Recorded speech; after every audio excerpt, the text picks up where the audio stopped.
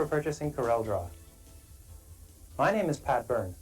I'm the senior engineer here at Corel Systems. For the next 2 hours, I'll be taking you through Corel Draw, its uses and its capabilities, and a few sample illustrations. Corel is the first software package available on the PC series of personal computers, which allows you access to artistic elements. You can lay down cartoons and illustrations and all sorts of things which have been previously impossible. In order to get Corel Draw to work on your computer, first open up the box, have a look at the contents, and then follow the instructions which are included in the regular manual and in the Read Me First supplementary manual. The instructions there tell you how to use the floppy disks that are included and to load the software onto your computer. As we explore the capabilities of Corel Draw, you'll see that there's a logical clustering of the tools which you can use to produce artwork. There are tools for creating objects, placing them, moving them, and changing the size and coloring them. These tools together allow you to produce anything from headlines to complex illustrations. This structure is a result of working with artists, designers, and illustrators to produce a package that is unequaled. Now, let's get down to business and look at how these tools are used. This is the normal working Corel Draw screen. Let me explain some of the zones on this screen. The upper zone, the title bar, is presented here by Microsoft Windows. The contents and the use of this bar is well documented in your Microsoft Windows manuals. The next bar is the menu bar. Clicking on any of the words in the menu bar brings up an entire suite of capabilities available to you. We'll discuss all of these later in the tutorial. On the left-hand side of the Corel Draw screen is a suite of drawing tools. To activate any of these tools, you simply click on them. Several of them introduce flyout menus, which allow you to access sub-menus. On the main screen itself, there are rulers available to give you an idea of the size of the artwork that you're working on. There is this rectangle presented on the page, which is not included as part of the artwork. It is simply a representation of the printed page to give you an idea of where your artwork will lie on the page. Also on the screen are scroll bars on the right-hand side and along the bottom, which allow you to move through a document. All of Corel Draw is based around 5 primitive object types. In other words, all artistic drawings are built of these 5 object types. The simplest type is the rectangle. The next simplest to explain is the circle or ellipse. We also allow for text to be placed on the page.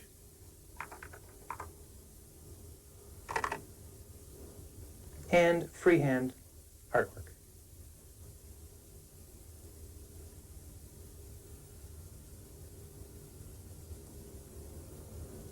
The 5th object type is bitmaps, and I'll cover this at a separate time. So these 4 tool entries here, the pencil, the square, the circle, and the text tool, allow you to create objects. The first 2 tools, the pick tool and the shape tool, allow you to modify the position, placement, and size, and shape of the artistic elements. The final 2 tools in the toolbox control the color of the fill and the outline and the shape of the outline that are used on the objects. One analogy that I like to use while I'm teaching Corel Draw is the analogy with grammar. You can think of the 5 object types as nouns, and the first 2 tools, the pick and shape tool, as being verbs which can be applied to these. You can move them and size them and change the order. And the last 2 tools, which allow you to change the color, these can be thought of as adjectives. Now, before we get too heavily into the tutorial, I need to cover just one piece of glossary information. When you're using the mouse, when I use the word click, I mean that you position the mouse over something, depress the mouse button, and release it. That simple action is called a click. When I say double click, I intend that you place the mouse over an object, click the mouse button down, release it, click it down again and release it. Both clicks should occur within about 1 second. That's called a double click. And finally, when I say drag, what I mean is that you move the mouse to some part of the page, depress the mouse button, move the mouse with the mouse button down, and then release the mouse button. This is usually used to encircle objects. That's called a drag.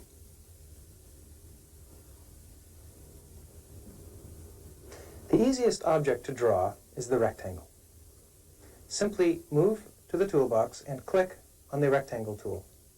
Notice that the cursor changes to the cross.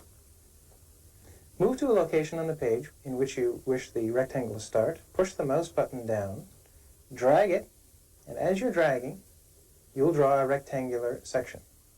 Releasing the mouse button leaves the rectangle. That's it.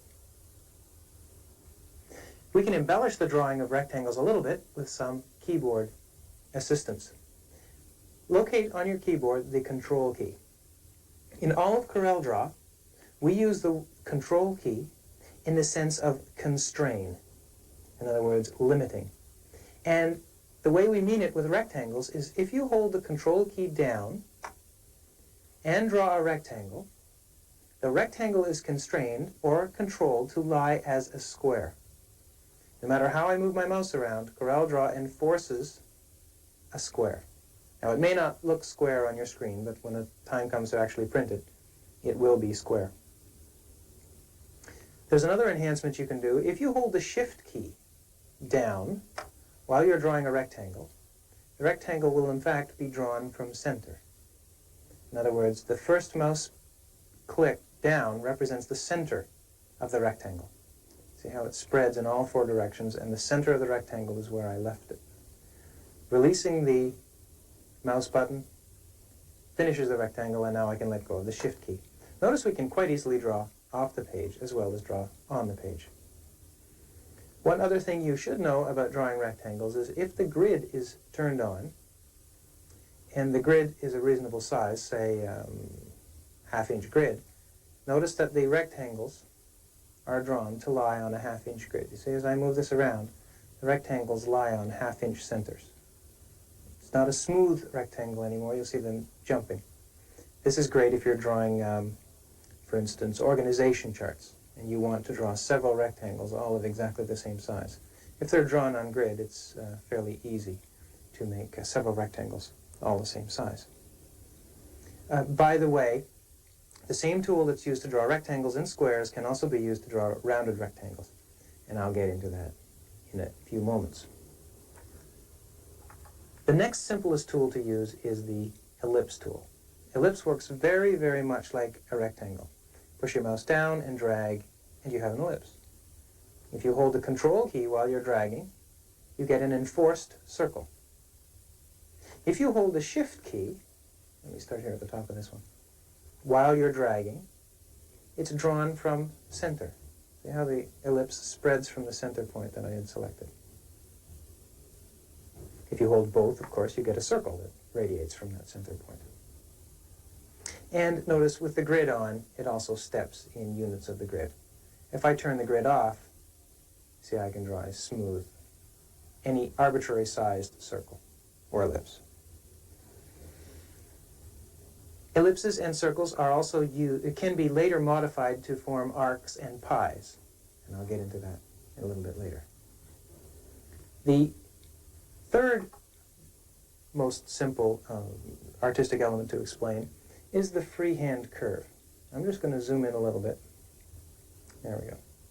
Now the freehand curve allows you to draw 2 kinds of objects, either straight lines or arbitrary curves. Arbitrary curves are the easiest.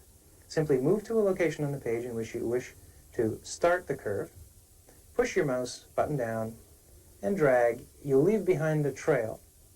When you release the mouse button, the computer will calculate the best curves to fit that drawing that you made. And there we go. The computer's decided that 3 curves can best reproduce that little piece of artwork that I've created. So again, you just drop your mouse and drag. If you wish to draw a straight line, simply click Release, and then move to a location where you wish the line to finish, and click again, and you have a straight line.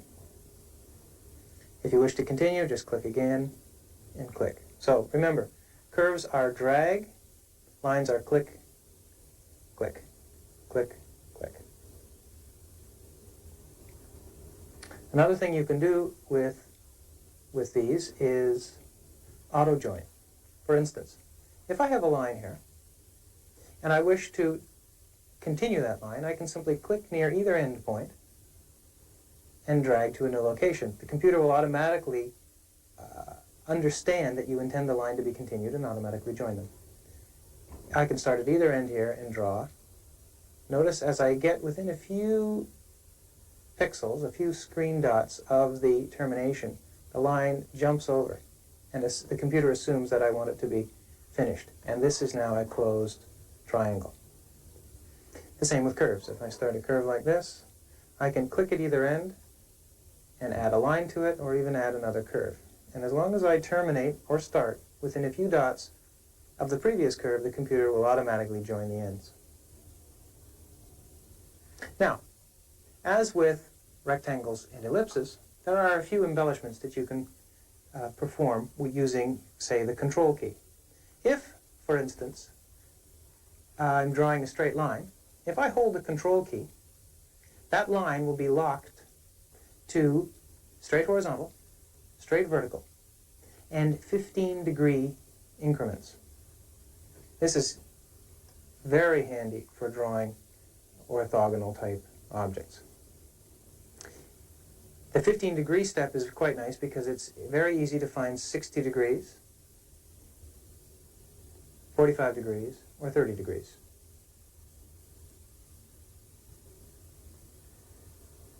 If the grid is on, then as you draw, your lines will be locked onto the grid. Notice that all of these lines that I'm drawing now are locked on half-inch steps. This locking does not apply to freehand art, of course, because it doesn't really make sense. Remember that any drawings that you create at this time are easily changed later. So just go ahead and use your imagination and feel uninhibited, because it's quite simple to fix up anything which you feel might be called a mistake.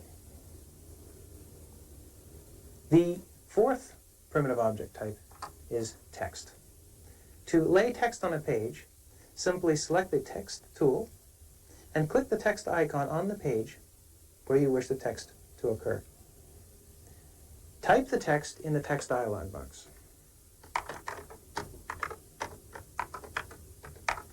The text can take place on one or multiple lines. You can handle up to about 250 characters, although the normal recommended limit is up around 60 characters.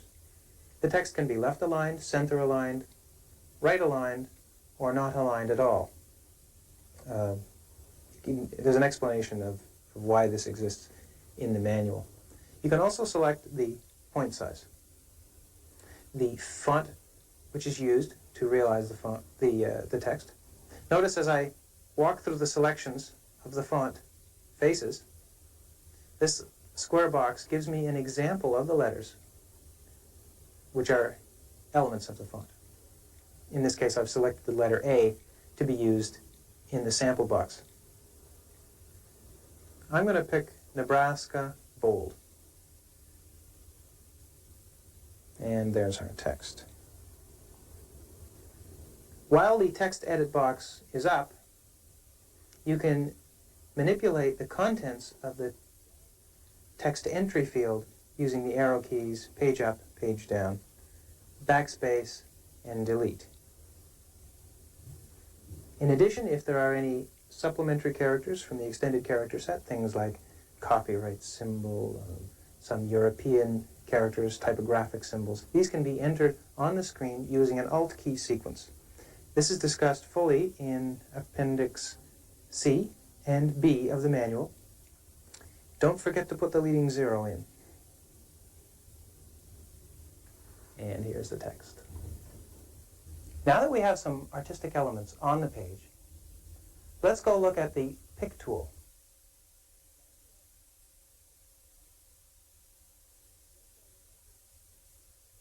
The pick tool is selected by clicking on the uppermost tool in the Corel Draw toolbox. Notice the black arrow. To select any item on the page, simply click on the wireframe that composes the object, anywhere on the wireframe. Notice when you do, the object is highlighted in 3 different ways. First of all, the object itself has tiny little rectangles show up on it. In text, they're between the letters. In circles, there's a tiny rectangle near the top or the bottom of the circle. In rectangles, they're in the 4 corners. And on freehand text, they're scattered throughout the drawing. The second way that you know what's been selected is the 8 large black highlighting handles light up. The third way you get some feedback is on the status line. The status line will indicate for you what you have selected and what color it is. Notice that in Corel Draw you must click on the black wire frame that composes the object. Clicking within an object has no effect. As a matter of fact, clicking anywhere other than on a black wire disables or deselects what you've been working on. Another way to select an object is to drag around it. Now you must drag totally around it. For instance, if I was to drag halfway through the freehand text, nothing would happen. I must go entirely around it. If I wish to select more than one object, all I need to do is drag around multiple objects, and the multiple objects will be selected. In this case, the circle and the text are selected. Another way to do multiple select is to hold the Shift key down and click on another object. Notice now that there are 2 selected. If I click on the rectangle, it is selected as well, and I have 3 objects selected. Another way to select is by using the Tab key. The Tab key on the keyboard allows you to walk through the objects in the order that they were created, which is also the order in which they will be printed. Finally, you can select everything from the Edit menu by the Select All option. Once you've selected one or more objects, it's very easy to move them. Simply pick up the wireframe, move it, and release the mouse button. The object will move to a new position. This applies to all of the object types. Notice with moving, you don't actually have to select the object and then go back and move it. You can actually grab it and move it all at the same time. Another thing you can do is change the size of an object. If you grab one of the corner rectangles and drag it, you can increase or decrease the size of any object. You can stretch any object by grabbing one of the side handles. Notice that when you grab a side, the other side stays stationary. When you grab a corner, the diagonally opposite corner stays stationary. Also notice that when you grab the corner to stretch, the shape of the object stays the same. Always be careful when you're working on text. When you need to increase the size of text, try to work with the corner handles. Because watch, as I increase the size of text, it stays the same shape. If I had used the side handles, there's a risk that I am going to distort the shape of the letters. So try, when you're working with text, try and limit yourself to working with the corner handles. If you have an object selected and you click on it a second time, a different set of handles appear. Notice the rounded arrows in the corners and the single arrows on the sides. If you were to grab one of the rounded arrows in the corners, you could spin the object. This, of course, applies to all of the object types. With 2 clicks, you get this secondary set of menus, and you can spin any object. The single arrows on the sides allow you to skew an object.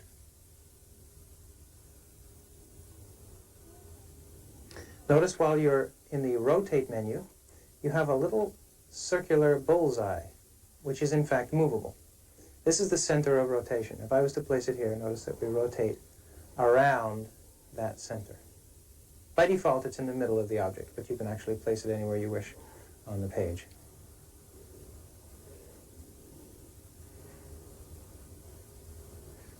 In all of these cases, if you are moving something, sizing it, stretching it, rotating it. If, while you were performing the function, in other words, while the mouse is down, if you hit the gray plus key on the keyboard, you will leave behind an original version of the object. Again, I'll hit the plus key. This allows you to quickly make duplicates as you're moving. Let's go over these transactions again in detail. For the move, simply grab and slide. If you hold the constrain key while you're moving, you will lock the moves to horizontal and vertical. If the grid is on, then all the motion is limited to the grid steps. When you are stretching, if you hold the control key, you will limit your stretches to an even number of multiples of the original size of the object. For instance, if I was to grab this corner and resize the text, I can make it any size. However, if I hold the control key, notice that the magnification now is in even steps. Now the object is twice as big or 3 times as big as the original. This is most useful, for instance, if you need to make a mirror image of something. If you grab the stretching handle and drag it to the other side while holding the control key, you'll get an exact copy of the object flipped the other way. The similar limiting applies during rotation and skewing. If you hold the control key while you're rotating, you will limit yourself to 15-degree steps, which means, of course, it's very easy to turn something upside down. And also with skewing, you limit yourself to 15-degree steps. In all of these cases, you get feedback about exactly what you're doing on the status line. Watch the status line as I turn this upside down. It says minus 100%, which means I'm turning the object upside down. If, for any reason, you need to magnify something by an exact multiple, for instance, exactly 20%, there are options in the transform menu which allow you to type in numbers and magnify or spin something by an exact number. Also remember that anytime you do something, for instance, if I was to rotate this by 15 degrees, there is a repeat tool in the edit pull-down, which allows you to repeat that action over and over again. Finally, having distorted and disturbed the placement and size and scaling of everything, there is a clear transformations menu which allows you to restore everything to its original size and shape. Not necessarily position, but at least size and shape. That's the pick tool. It allows you to select objects, move them, size them, scale and rotate them. Selecting is very important because it is also used several other places in the program. So remember that the pick tool is used to do selections. All of the work that we've done with artistic elements so far has involved moving and placing and resizing and rotating objects. But in all of these changes, we haven't modified the intrinsic shape of the object. This is the job of the shape tool.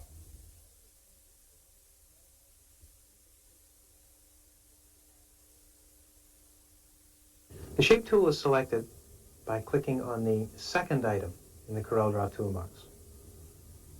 Now, the way that the shape tool works is different depending on which of the 5 object types you've selected. For instance, if we have a rectangle and you select the shape tool, this allows you to round the corners of the rectangle. Simply move to any one of the 4 corners and drag it inwards, and you will round the corners.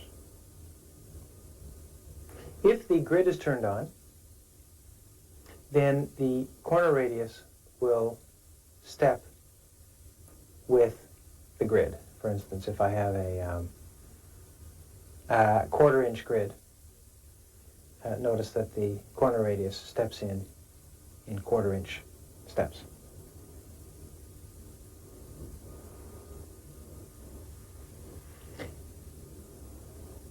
If we have an ellipse and select the Node Edit tool, this presents us with one small node. If you grab that node and move it, it allows you to draw a partial ellipse. As long as you hold your mouse on the outside of the ellipse, you will draw an arc. When you move your mouse to the interior, the computer automatically draws two wedges to fill in the ellipse and form a Pac-Man shape. If you hold a constraint key while you're moving, the computer will lock your motion to 15-degree steps. Straight up and down, 15, 30, 45, 60, 75, and 90 degrees. In the case of circles, those angles are valid. In the case of ellipses, you have to, the angles are not accurate. They're distorted by the shape of the ellipse. If you move the two nodes close enough together, the computer will automatically join them and restore you back to a closed path.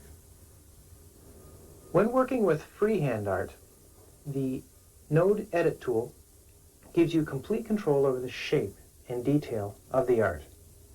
For instance, I have on screen one simple Bezier.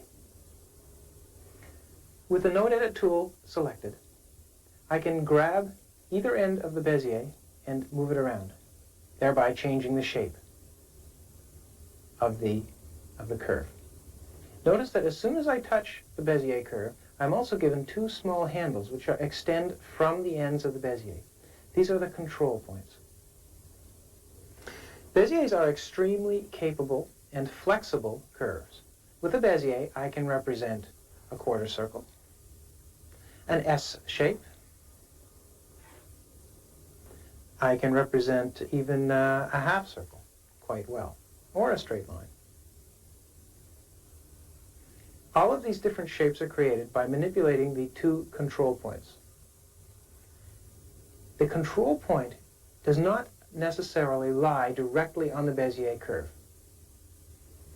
It extends a line from the end point of the Bezier in the direction which the curve launches. This angle is called the launch angle, where the curve starts. It heads out in the direction of the control point. The longer the control point, the more it sticks to it. There's another control point at the other end which determines how the Bezier will finish, the landing angle. And again, the curve lands at the same angle as the control point extends. And the longer the control point, the more it sweeps out before it lands. Remember that these controls are not visible at print time. They're not actually on the curve. They're merely handles for you to grab and they allow you to change the shape of the Bezier. Again, to move the Bezier, simply grab any of the corners and move them, any of the nodes and move them, either nodes on the curve or the control points. If you have more than one Bezier, as you select the elements of the curve that you wish to modify, the Beziers light up. If I had, for instance, 3 Beziers in a row here, as I touch this one, the nodes light up. As I touch this one, the nodes light up. And as I touch this one, the nodes light up. Any nodes that are far away are hidden to avoid clutter on the screen. Now, let's talk about Bezier properties. This node is marked as symmetric, so that as I move the Bezier control points around the node, the curve is automatically compensated to keep it smooth. Notice that as this Bezier goes up, the other one rocks down. The computer is automatically enforcing smoothness at this point. Now, as with the pick tool, you can move more than one node at a time.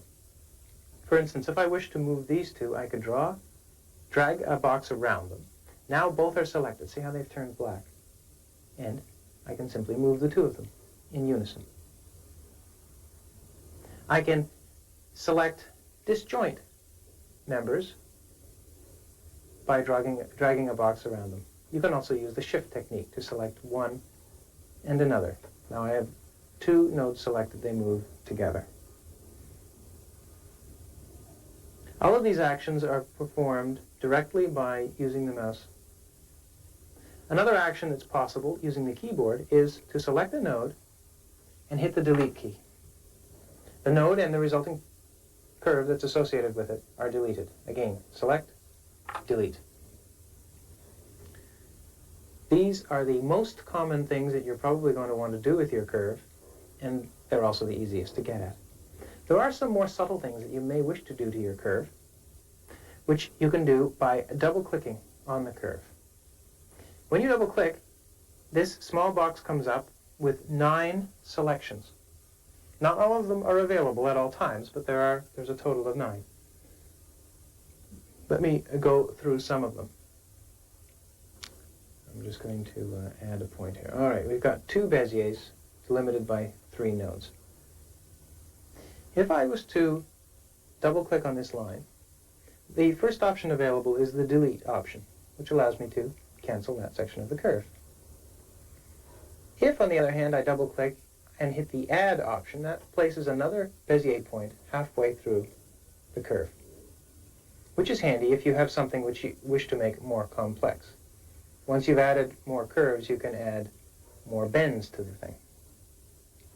Another option is the break option, which allows me to split a curve into pieces. Notice that with Corel Draw, you are allowed to have a curve with breaks in it.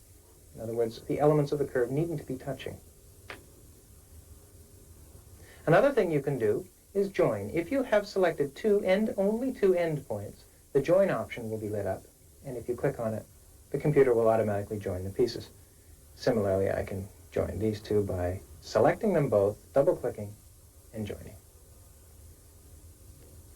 Another thing that's available is to line. This allows you to take a Bezier and convert it into a straight line. The complement exists to curve, which allows you to change it back into a Bezier. Once it's a Bezier, you can bend it. There are 3 attribute properties. Cusp.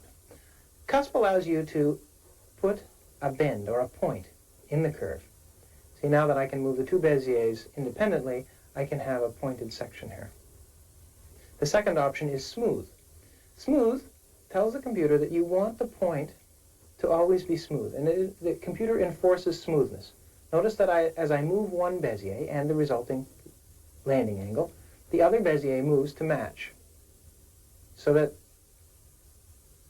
the resulting curve, the black curve, is always smooth.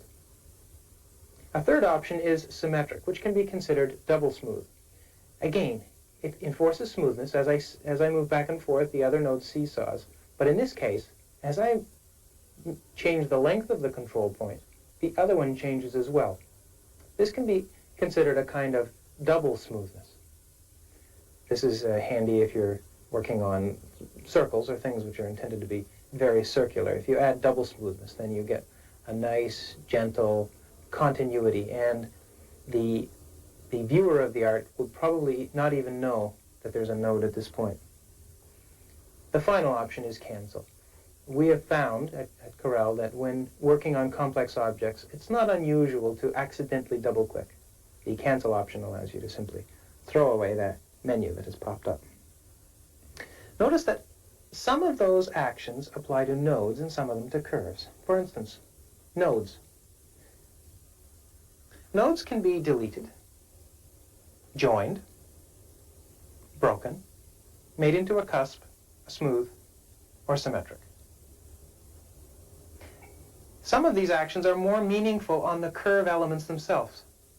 For instance, on this curve, I may wish to add a point in the middle, or convert it to a line or to a curve.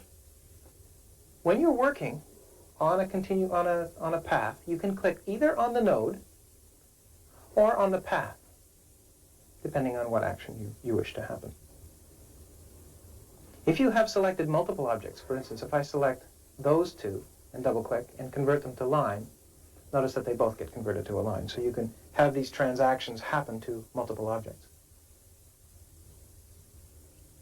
When you're moving nodes, if the grid is turned on, then the nodes will move and lie on the grid. If the grid is turned off, you can move smoothly. If you hold the Control key, you'll be limited to only horizontal and vertical motion. This is handy for making minor adjustments to objects.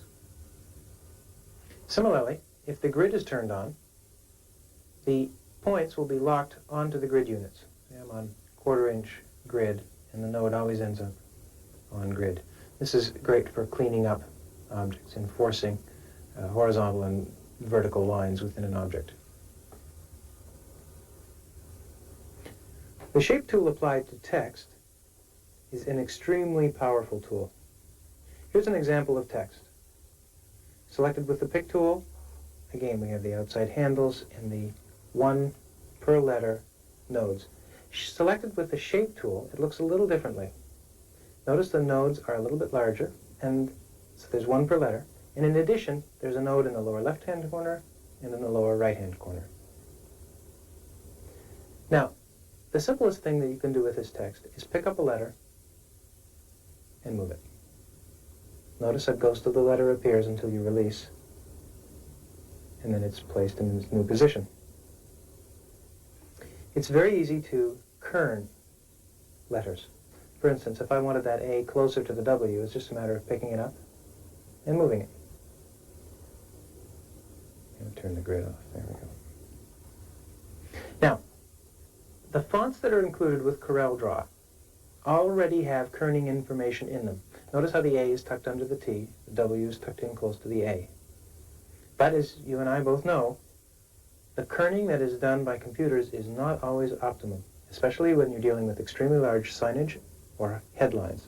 And it's fairly common that you would wish to intervene and modify the kerning that's given to you. To do that with Corel Draw, the Shape tool allows you to move any letter anywhere. If you hold the Control key while you're moving a letter, you're locked to the baseline. This allows you to relax a little bit during the motion of letters because you don't have to worry about letters wandering off the baseline. See how it's glued to the baseline.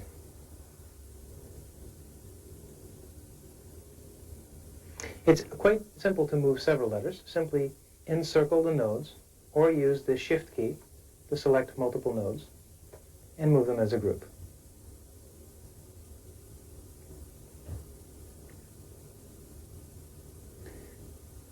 One of the most common phenomena that occurs when you're dealing with signage is that most fonts, having been created for body text, usually have a reasonable amount of white space in them. And that a simple way to get some good compromise kerning started is to simply squeeze all the letters together. This handle in the lower right-hand corner allows you to spread or squeeze together all the letters in proportion to their size. Thin letters are moved less than thick letters. This is a handy way to do a first pass at kerning, just to squeeze all the letter shapes tighter, just to give it a tighter look. Once you've done all the letters together, you can go in and modify specific letters. For instance, here, if you decided that the two T's were too close, you could select all of the letters on the right-hand side of the word Ottawa and drag them to the right of it, just to relax that particular case, leaving all of the other letters squeezed tight. If you hold the Control key while you're spreading, you will affect only the interword spacing. In other words, this control affects interletter spacing, but if you hold the Control key, it affects interword spacing. If you have more than one line of text, this handle in the lower left-hand corner controls the interline spacing. Now notice that these actions that I'm performing with the Shape tool are different than the Pick tool. Notice that as I spread the letters and spread the lines, the shapes of the letters, the fonts, do not change. In the Pick tool, if I stretch, notice that the letters have been elongated and their shapes distorted, which is probably not what you intended to do. The Shape tool is probably more appropriate to spread apart text or to squeeze it together. Finally, if there are any specific changes you wish to make on any particular letters, you can select one or multiple letters and double-click on the node. You'll then be given this dialog box, which allows you a lot more control over the details of the characters. You can change the font, you can superscript them, change the point size, you can shift them horizontally, vertically, and you can even spin them a bit. You've probably noticed that as I've been working, I've arranged to get closer and further from the artistic page. This is the job of the zoom tool.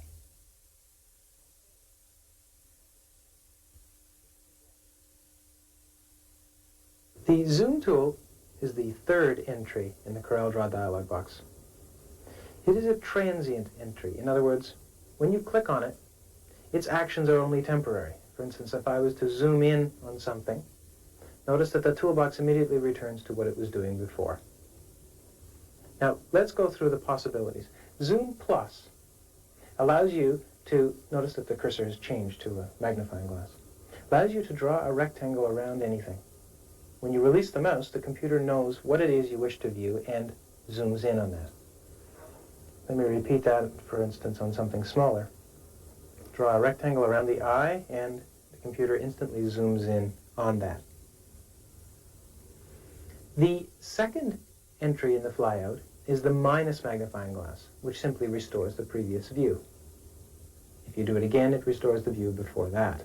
There's a stack of 10 views which are saved. Let me zoom in a little bit again.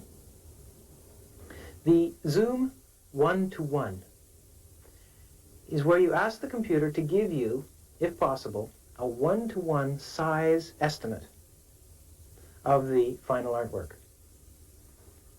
The computer has shown me a view that in the computer's best guess is the actual size. It thinks this is an inch and this is an inch. Because of the variability of sizes, the availability of several sizes of screens on the IBM series of personal computers, it's not possible to always give an accurate estimate if this is simply the computer's best guess. The all flyout will show you a zoomed view such that you see everything you have created. If, for instance, I had created a rectangle off screen here, the zoom all would arrange for me to at least see it. That way you won't miss things. I'll just throw that away. Now zoom all will give me the view of only the 4 objects. Finally, zoom page pulls back so you can see everything that's on the page. All of the objects we have created so far have merely shape and position on the page. Now's the time to color them. Corel Draw objects have 3 aspects of color to them. There's an outline on every object. It has a width and a color. And every object has a fill color.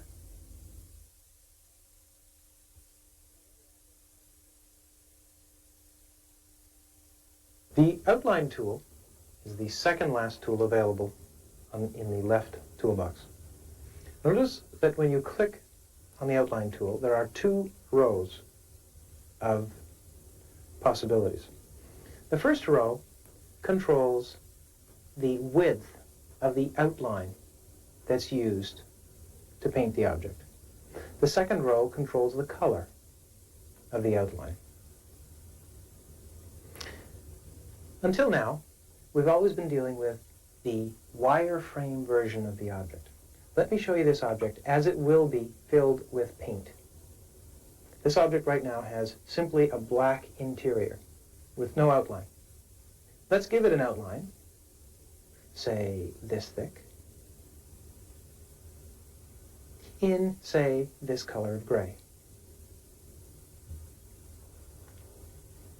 The first row consists of the following possibilities. I'll start on the right-hand side. If you select this option, you quickly ask for an 8-point outline. In other words, 8 70-seconds of an inch thickness for the outline. This is 4 points, 2 points, 1 point, a half point, and a quarter point, also known as hairline. If you ask for none, then no outline is used. If you go to the absolute first selection, you're presented with a dialog box which allows you to specify far more complex operations. You can have the no outline. You can have an outline, and you, if you have PostScript, can have dotted and dashed outlines. You can arrange for the outline to be printed first and then the fill, or the fill and then the outline. You can arrange for the thickness of the outline to be locked to the size of the object. If you shrink the object in half, you can arrange for the thickness of the outline to be shrunk in half with it. The corners, although it's not illustrated very well here, the corners can be pointed, rounded, or beveled. And the ends of the lines, if they exist, can be butt, rounded, squared, or with arrowheads. The width can be controlled manually here by running the arrows up and down to specify the thickness of the line, and you can work in inches, centimeters, picas and points, and fractional points, merely by clicking in this rectangle. Let's put up an outline that's 0.1 inch thick.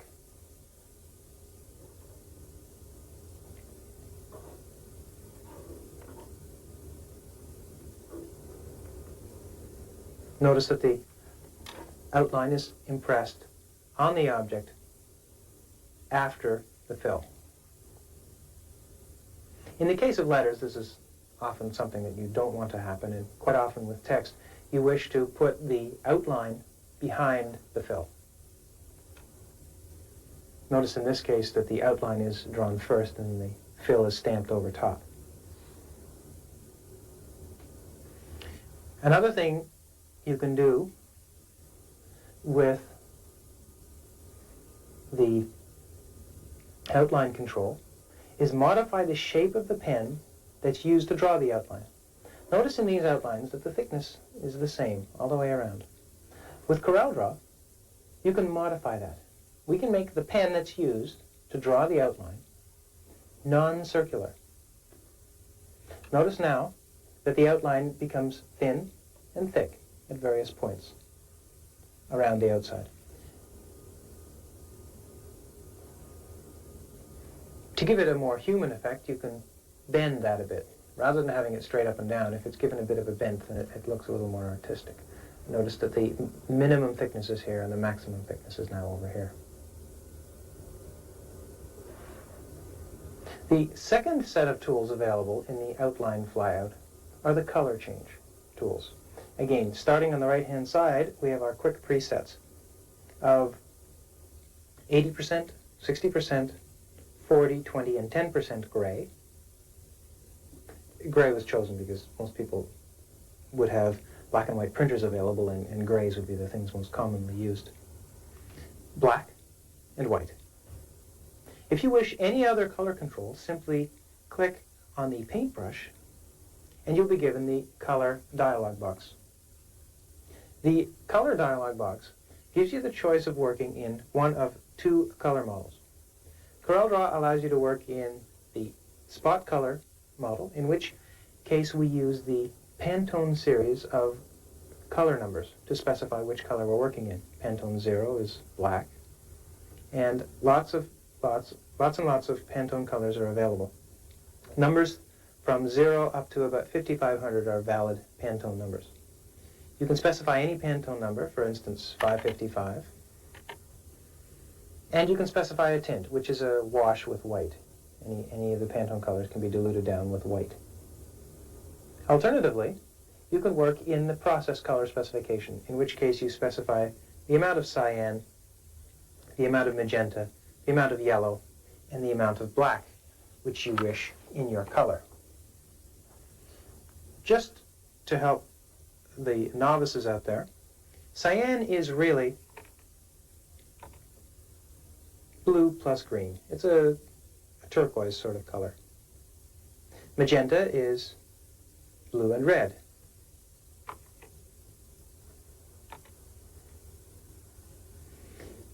If you need something printed in black, by all means use this black entry at the bottom. This will give you the purest black at print time.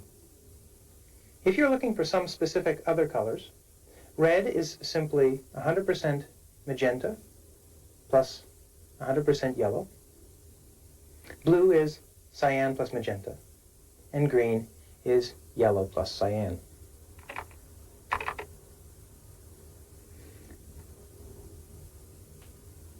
If you have a PostScript printer, you can call for a PostScript screen, which allows you to modify the screen which is used to impress the color upon the page. If I work in green now, you'll see that the outline has been changed to green.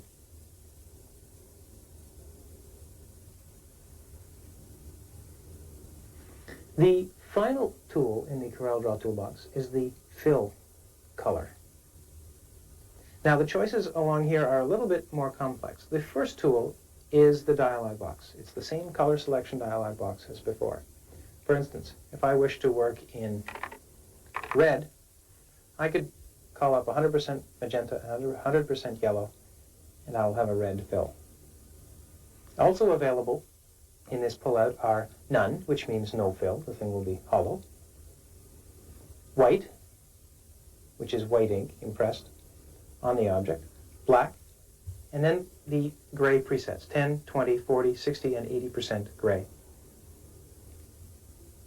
Another option that's available for fill is the fountain fill. In the fountain fill, you can work in linear or radial fills. If you're working in linear fill, you can specify the direction in which the sweep of color occurs. We've specified 90 degrees. In other words, the sweep moves vertically up the page.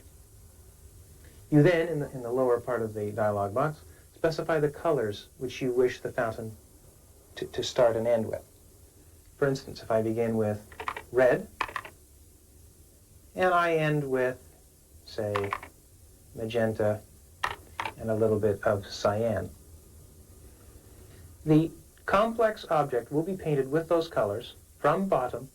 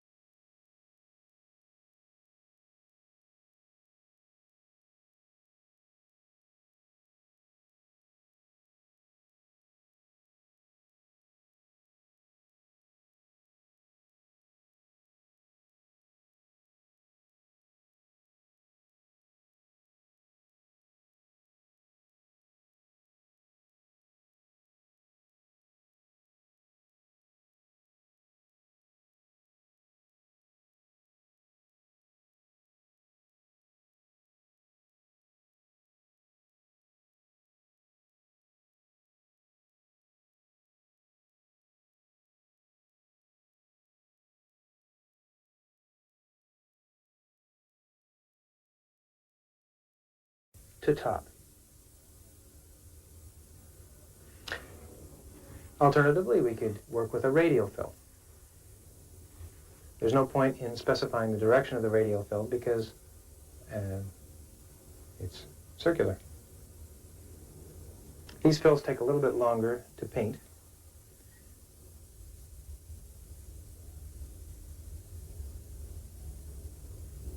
The final fill which is available are the PostScript special effects. These only apply to those of you who are using PostScript printers. If you select this option, you're given a dialog box. The first entry in the dialog box is a list of names of special effect fills which can be given to any object. The names indicate patterns, fairly complex patterns. There is a visual list of the patterns and examples of their use in Appendix A of your manual. Each pattern has up to 5 numeric parameters, numeric variables, which can be used to alter the quality of the fill. Again, these effects only apply to PostScript printers. On the screen, since the patterns are so complex we can't display them on the screen, we simply use a very small PS. And if you attempt to print these on any printer other than PostScript, all you'll get is the little PSs. This is an extremely powerful tool. Have a look at Appendix A and you'll see some of the capabilities.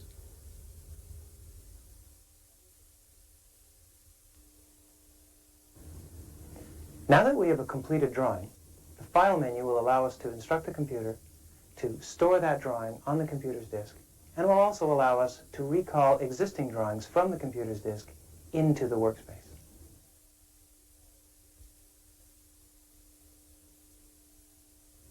The menu bar in Corel Draw is activated simply by pressing on one of the words in the menu. This opens up a pull-down which provides you with a secondary set of choices. In the File menu, the first option is New. This is used when you wish to begin with a blank page. If you have done any changes to your drawing, you'll be given this dialog box asking you whether you wish to save the changes. I'm going to say no and start with a blank page. The second option is Open. Open presents you with the Corel standard File dialog box. The dialog box looks like this. The path is the name of the current subdirectory in which you're working. File is the name of the file which you wish to work upon. There are 2 rectangles full of names which you can use as quick ways at accessing any files. The Directories rectangle allows you to work with the directory names or disk drives. I'm working on the F drive, and I'd like to work in the CDR files subdirectory. If you ever see this double dot entry, it means the subdirectory above the one you're working in. An alternative way of executing this double dot function is by hitting the up button. The other rectangle lists the available files for the particular action we're working on. Now, since I've asked for File Open, I'm given a list of CDRs. To pick one of them, you can either click on it and hit the Open button, or you can simply double-click on it. The file is found on the computer's disk and loaded in and is available as a drawing. The third option under the File menu is Save. This simply saves a file with the same name. So if I was to take this file and make some changes, the Save action puts it back on the disk with the same name. Save As allows me to give it a different name. For instance, this was called Pool 2, so I'll change it to be Pool 3. And save. Now there are 2 files on the computer with different names. The next group is Import and Export. This is the mechanism through which you can pull in files and drawings from foreign formats, and through which you can send the Corel Draw drawings to foreign formats. Let's look at Import first. Under the import option, the first possibility is Corel Draw. This is the mechanism by which you can include drawing elements that were synthesized by Corel Draw to go within your current drawing. PC Paintbrush and TIFF are bitmap formats. These formats are created either in a paint package or by using a scanner. Lotus Pick allows you to bring in graphs from Lotus. Illustrator allows you to bring in Adobe Illustrator files. IBM PIF and Graphics Meta files are also available. This import mechanism is also the way in which clipart is brought into Corel Draw. Clipart is available in Corel Draw format, PC Paintbrush, TIFF, and Adobe Illustrator formats. If you have a drawing completed and you wish to save it in a foreign file format, the Export menu option gives you the possibility of making PostScript EPS files, Windows Meta files, PCX images, TIFF images, IBM PIF, and CGM, and SCOL. A couple of these need a few words. EPS files can have an image header, so this option is a possibility. The size of the image header is in fact programmable by you depending on what you wish the image header to look like. This is a special tool that's used by Ventura and PageMaker and some of the word processing packages to give you a preview of the EPS file. PCX and TIFF files are bitmaps, and if you select one of these options, you're given the possibility of making coarse, low-res, medium-res, or high-res bitmaps. At all times, you have the possibility of asking that only the selected objects be exported. For instance, if I had only selected these objects and asked for export, and clicked on the Selected Objects Only option, then only the things which I had selected, the 5 objects which had been selected, will actually be turned into, in this case, PostScript EPS files.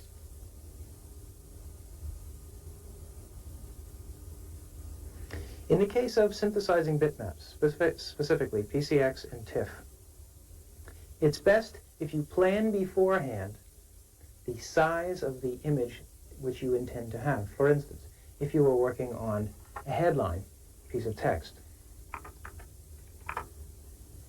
try to arrange for the text in the Corel Draw environment to be at the actual size which you intend to print it in the ultimate publication.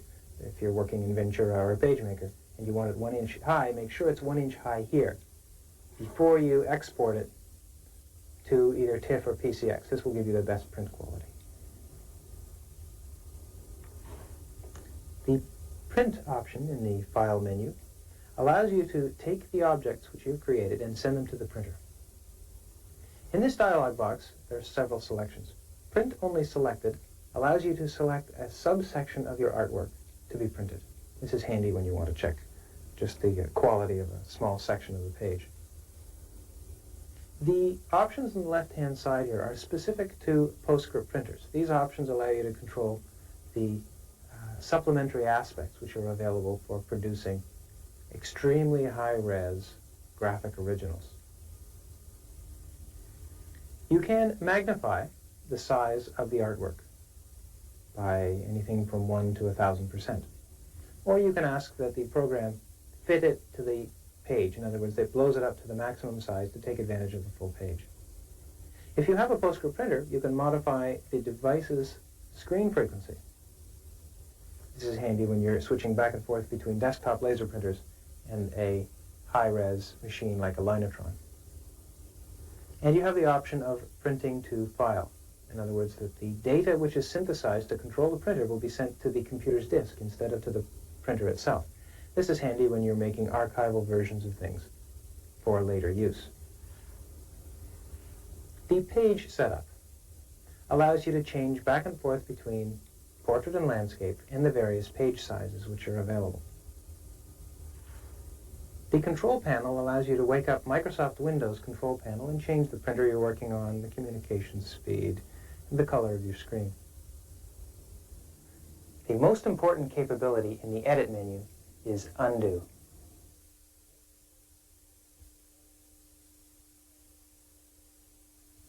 The first entry in the Edit pull-down is Undo. This allows you to undo any transformation or action that you've performed. For instance, if I take the word text and stretch it, undo will unstretch it. If I move it, undo will also take care of that. Any action which is performed can be undone, except something drastic like file save or file print. Having undone something, you can of course redo it. This allows you to toggle back and forth between a couple of possibilities just to see what they look like. If there's more than one object on the page, it's possible to select those objects and perform a transformation or an action on one of them, select the others, and then repeat. That does the same thing on the other group. For instance, if I took this and rotated it, I could then take all the rectangles and repeat that action. That's rotated, believe it or not. Let me rotate at a different angle so you can see. Repeat.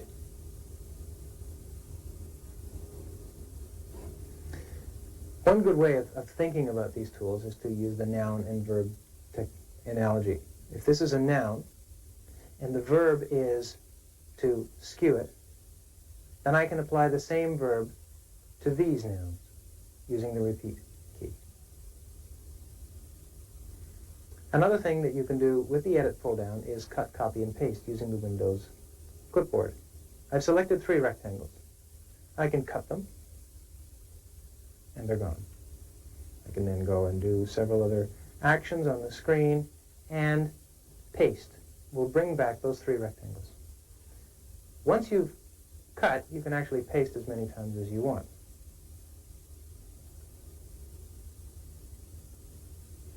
The copy is very similar to cut. It puts something on the clipboard, but it doesn't actually destroy it. So now we have 3 rectangles on the clipboard without destroying the ones that are already on the screen.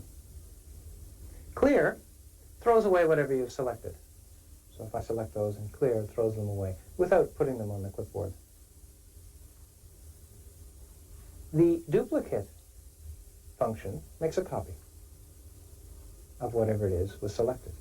If I selected 2 things and said duplicate, we'll get a copy of the 2 of them.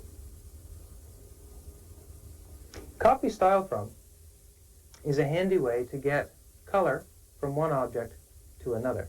For instance, these objects are all black. Let me take the word text and make it a different color.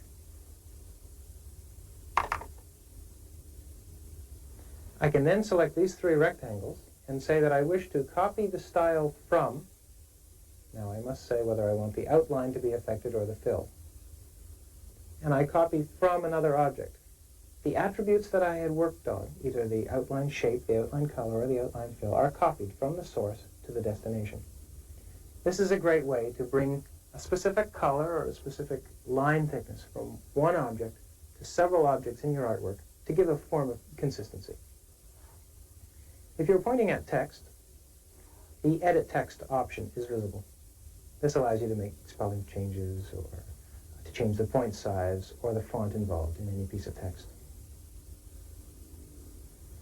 If you are in the Shape tool and you have selected some letters, the Character Attributes option is available, which is another way of bringing up the Character Attributes dialog box instead of double-clicking. Finally, the Select All option does simply that.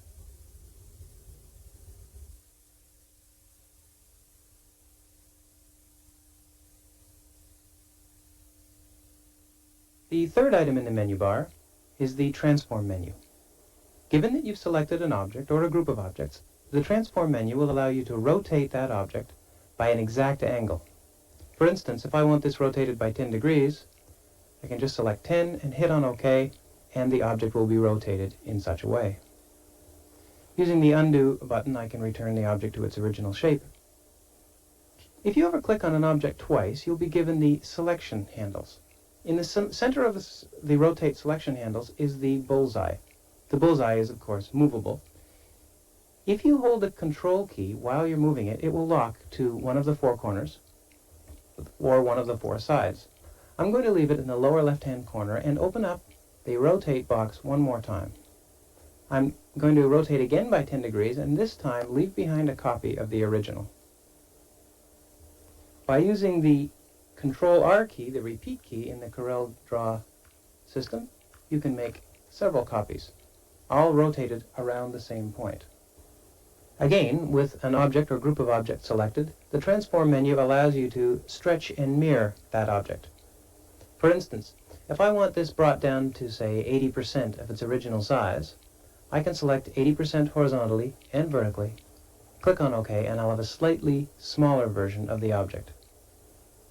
There's a special case involved in this stretch tool. If I stretch anything by minus 100%, it turns it upside down. For instance, this push button quickly sets minus 100%, and I have an upside-down version of the object. The final option in the Transform menu is the Clear Transformations, which removes all rotates, skews, and leaves the object in its original shape and form.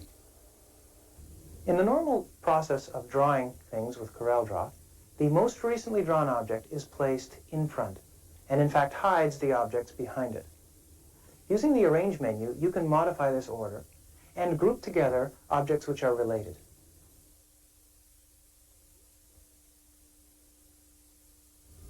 To use the Arrange menu, you would usually select one or multiple objects in your drawing. Notice that every object has a printing order. If I was to take these four objects and lay them close to each other, you can see that there's an intrinsic order. The rectangle, the freehand, the circle, and the text on top. I've selected the text. Using the Arrange menu, I can say to back, which simply puts it at the back. I could then say to front to bring it forward. I could select, for instance, two objects, the freehand art and the circle, and say to front, which will bring them forward. You can select any group of objects, say all of them, and ask for a reverse order, and everything will be changed. Or you can select just a couple. For instance, if we select the text and the rectangle and say reverse, you'll see that they just simply swap positions. So these top three entries allow you to control what is over top of what. Grouping allows you to associate several objects. For instance, now I have the rectangle and the text both selected. If I ask for a group, these become, as far as the pick tool is concerned, a single entity.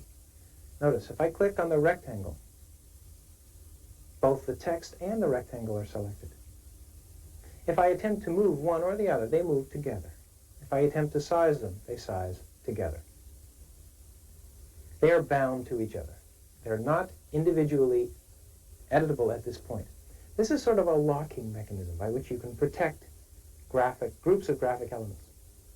Notice that the objects have their own color and their own outline and their own relative position.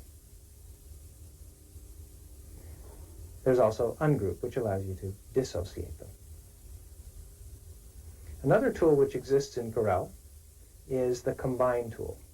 This is a mechanism by which you can intimately bind two pieces of art. For instance, if I select the rectangle and the text and ask that they be combined, then the two pieces of art will be glued together in such a way that they form a single object with a single color. Now, if you have a graphic element which has graphic elements within it, these become holes within the first. So that this composite that I've created is now a rectangle with holes in it in the shape of the letter text. Notice that it's transparent.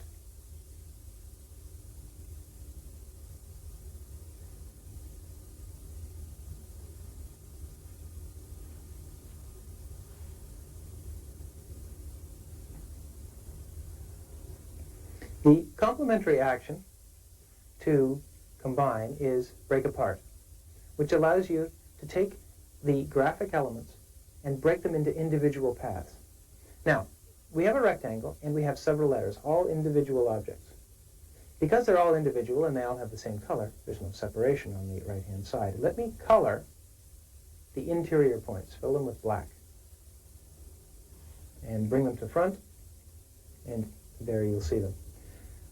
One subtlety, let's have a look at the letter E. The letter E right now is two graphic elements, a black exterior for the E and a black interior for the E. I can correct this and turn this into something legible again by selecting the interior and giving it a specific color, say white, and bringing it to front.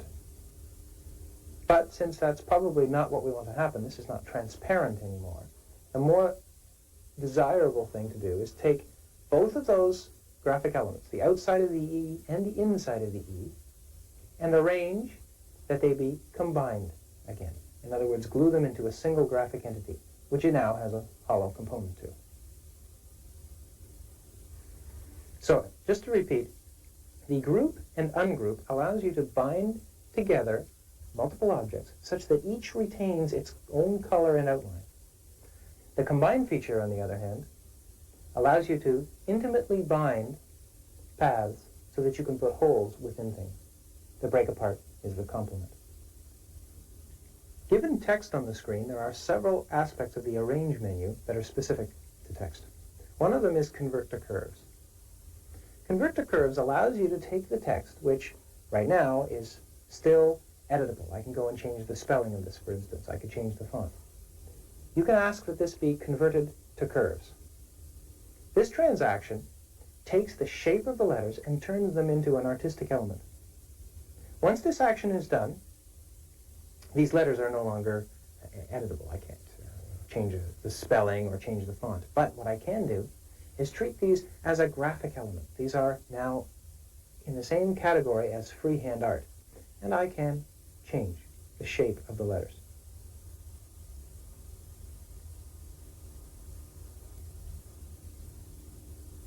The next option in the Arrange menu applies to text and an arbitrary path. If you select text and an arbitrary path at the same time, you'll see that the Fit Text to Path option is lit. This allows you to take a piece of text and glue it to a path. You'll see that the letters are in rather hard to control locations. If you ever need to recover that text, we have two tools at the bottom of the Arrange menu: Align to Baseline, which brings the text all into a single line, and Straighten Text, which allows you to recover the text. The final option in the Arrange menu is the Align dialog box. This allows you to select several objects and align them by either their left maxima, their right maxima, their central point, their top, their bottom, or their central point vertically. So if I go for center, you'll see that the two objects are aligned. This is handy if you have lots of rectangles and circles and you need them aligned somehow.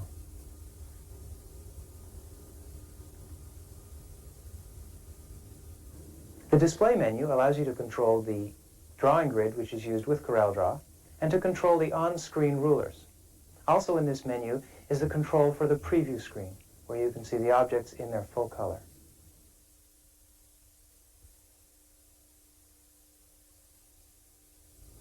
Corel Draw can work with a grid to align objects.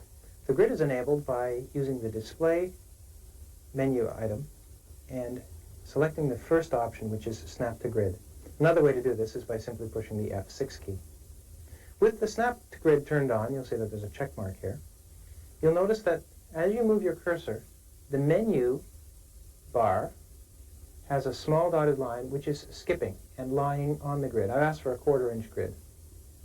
Similarly, when I draw something, you'll see that the newly drawn object tends to snap to the grid coordinates. With the grid disabled, by selecting again, you'll see that drawn objects go smoothly and that the dotted line in the ruler bar tends to move smoothly. You can control the dimensions of the grid by selecting the second option, Grid Size. You get a very small dialog box. There are simply two options you can perform here. The number of units per inch. I've asked for 4 per inch, so that's quarter-inch grid. I could go to 2 per inch or 1 per inch, which would give me a 1-inch grid. You can change this to centimeters, picas, and points. So for instance, 10 per centimeter is a millimeter grid. Notice that the ruler units are bound to the grid units. Now the rulers are in centimeters. So I'm on a millimeter grid now. The rulers can be hidden at any time, which gives you a slightly larger viewing space. And the status line can be hidden as well, which gives you a slightly larger drawing space again. Usually when you're starting a drawing, you'd work with both of these on to see what you're doing. The second collection of tools in the display menu item are the preview selections. You can turn on the preview window by selecting this option or simply pushing the F3 key. The preview window is a version of the artwork including color. For instance here, if I have 2 rectangles and I make one of them yellow, we immediately get to see the colors. If I give that one a bit of an outline, say this thick, and I'll make the outline gray, you immediately see the implications of those actions. The preview window is always drawn after the main wire screen, and it is in fact interruptible. If you have a complex drawing on the right-hand side, which I can emulate by asking for a fountain fill.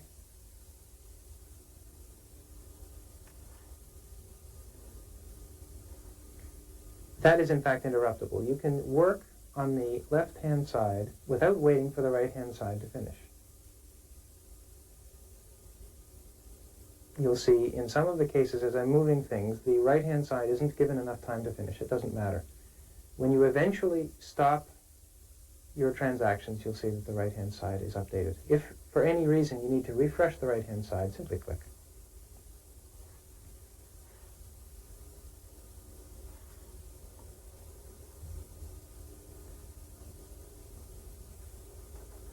Again, the preview screen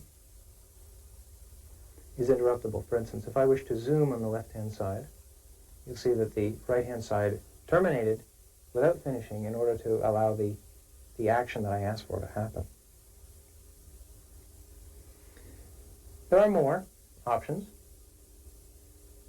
The display window, the preview window on the right-hand side, can be given its own toolbox.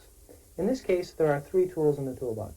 There's a zoom tool, so that I can get in tight around any object on the preview side, independent of the zoom factor on the left-hand side. In addition, in this view, we have the 2 versions of the artwork, left and right. We can arrange for those to be tiled up and down, simply by clicking on this item in the toolbox. I can put them back to the way they were by clicking in there.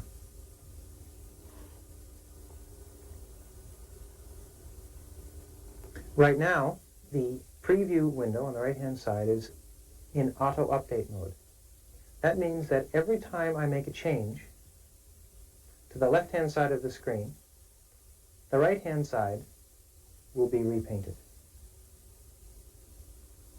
I can cancel that feature by removing the auto-update. Notice now that as I move something on the left-hand side, the right-hand side is not updated. I can force an update by simply clicking in there.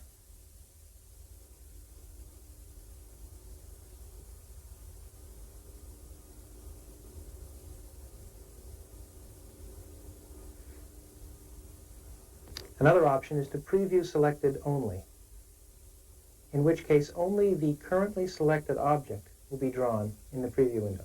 For instance, if I pick up this green shadow and move it, only that is drawn. So I'll just move this green shadow, and it's the only thing drawn. If I move the blue ball, and you'll see it's the only thing drawn. This is just an aid to help you speed up your work process. One of the most powerful tools in Corel Draw is the auto trace, where Corel Draw will find the outline of an object which has been scanned in.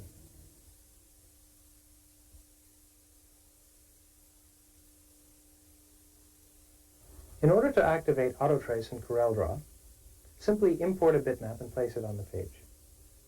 Then select it. Then select the freehand drawing tool. If you select the freehand drawing tool while a bitmap is selected, you will automatically engage the auto trace function. Notice the cursor has a slightly different shape. To perform an auto trace, click within the bitmap immediately to the left of any black or white transition. Now click on the left-hand side of his hat, and the computer will automatically find a contour. If I click to the left of a jaw, the computer will find the contour of the inside of his head. And if I click inside his hat, the computer will find the contour of his hat. Now, the computer has 3 lines which represent the outline of the bitmap.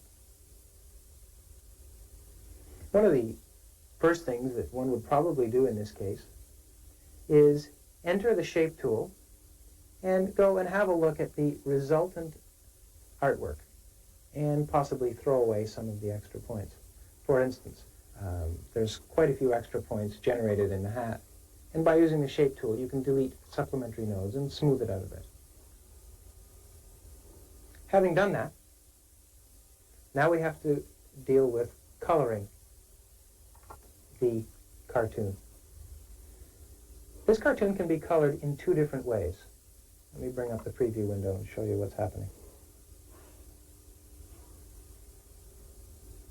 Right now, there are 3 objects, all 3 black, which is probably not what we intended to happen.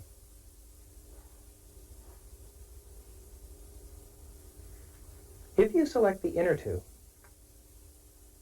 and fill them with white, you'll get the artwork that you want.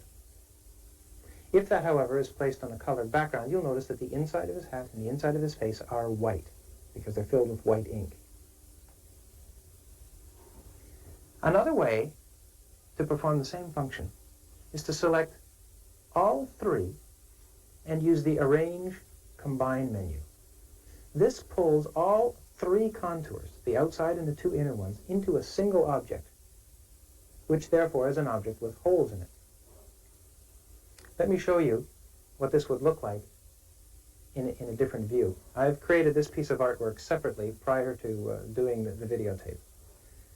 The first version of the artwork that I suggested was a black version of the outline of his head, and then a white face and a white hat. Since these are on top, they tend to show through as white. The second version, where I said to combine, combines all 3 paths, the outside and the inside, into a single graphic element with holes in it, and it would look something like this. So it's your choice, depending on whether you want the interior to be filled with white or whether you want it to be hollow. At this point, we've covered all the basic drawing tools in Corel Draw. You should be able to put together simple headlines and illustrations. Let me show you now some of the things that can be accomplished by pushing the tools to their limits and using them in unexpected ways.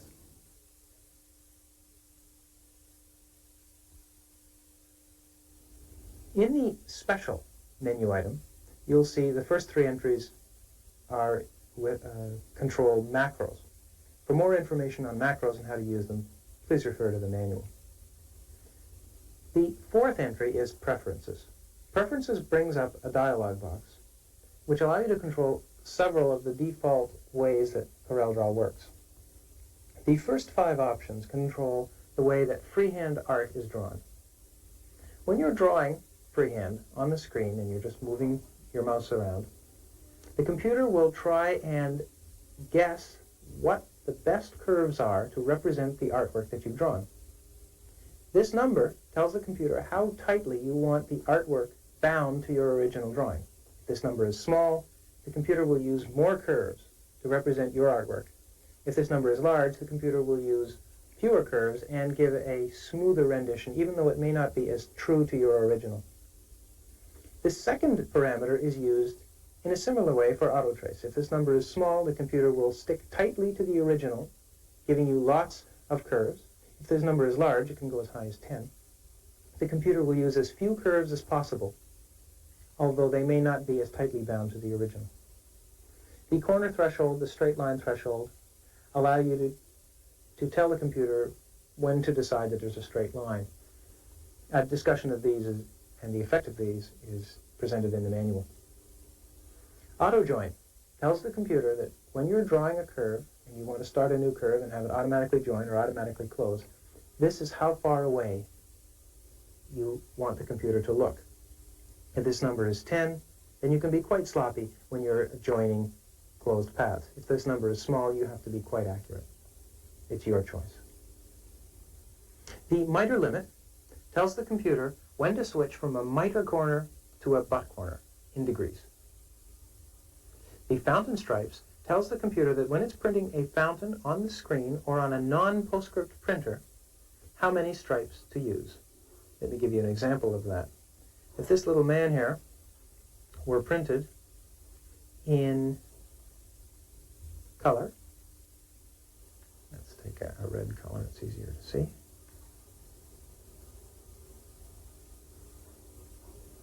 Right now, he's going to be printed in 40 stripes.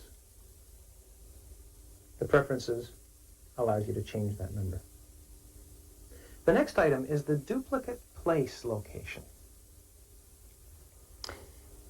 When you hit the duplicate key, Corel Draw will make a duplicate of whatever thing or things you have selected. At this point, I've asked that they be placed 0 inches from the original. If you wish, you could knock this up to any number, and when a duplicate is made, it will be made offset by that amount. For instance, if I make a duplicate of this young man, you'll see that the duplicate is placed that far away. If I make it a different color, you'll see right away.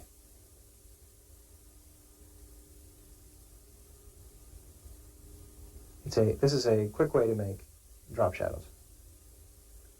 The final selection in the preference box is simply a letter. This letter is used in all of the text control boxes as your sample character. You might want to change this if you're working on, say, a specific logo for a company and you're looking for a capital M or something. You could put it here. And then, as you walked through the different fonts that are available in Corel Draw, you would see the sample letter being the letter M. You get to see all the different variations of that letter.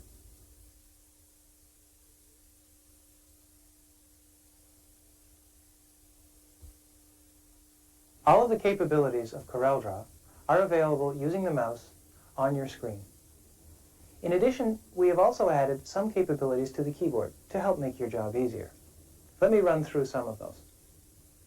On the left-hand side of the keyboard, in the function keys, we use F3 to turn on and turn off the preview window. We use F6 to turn on and turn off the grid locking, so that you can draw with or without a grid. The next group are the shift keys on the left-hand side of your keyboard. The tab key is used to walk through the objects in the printing order, so you can select one and then another and then another. The control key, as I mentioned, has the sense of constraint. It locks you into a certain type of action, different depending on what you're doing. The shift key is used to allow you to access multiple objects. It usually has the sense of add to what I already am doing.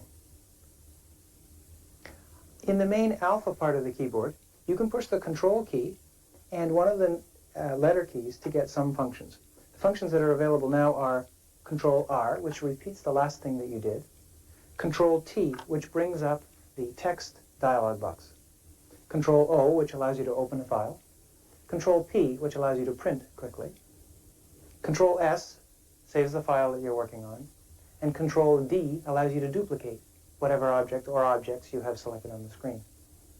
Remember, too, the spacebar. This allows you to very quickly get to the pick tool so that you can do some manipulations on the screen. A second depression of the spacebar will return you to the other tool that you had selected. On the right-hand side of the alpha keyboard is the Enter key. This usually has the sense of confirm. If you have a dialog box opened and you have done some transactions in it, the Edit key says, confirm what I have done, go ahead and do it. The complement to this is the Escape key. If you hit Escape, that means abandon what I'm doing and return me to normal editing. The last two keys available in the keyboard, shortcuts, are the Delete key, which means throw away whatever it is I'm working on or I've just created, and the plus key, the gray plus key over by the numeric keypad. The gray plus key, if you touch it while you're moving something, means leave behind a copy of whatever it is I'm working on. This allows you to quickly duplicate something while you're moving it.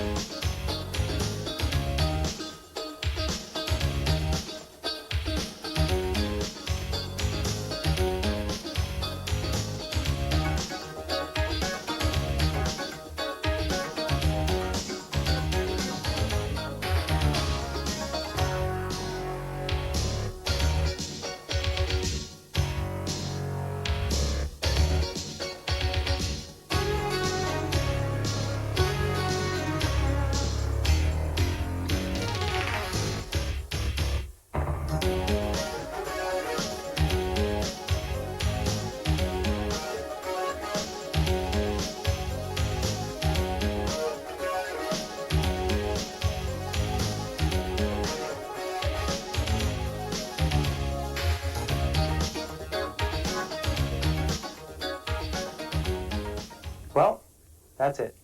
You now know everything there is to know about Corel Draw. By all means, read your manual. The manual is full of ideas and design concepts and technical information about how the program works, further capabilities, supplementary font names, the implications of printing on different printers and things like that. And also, fill out your registration card. There's room on there for suggestions. Let us know what you need, what you think of the product, where you'd like to see it go. This way we can keep in contact with you and let you know what's coming. Thank you very much for your time.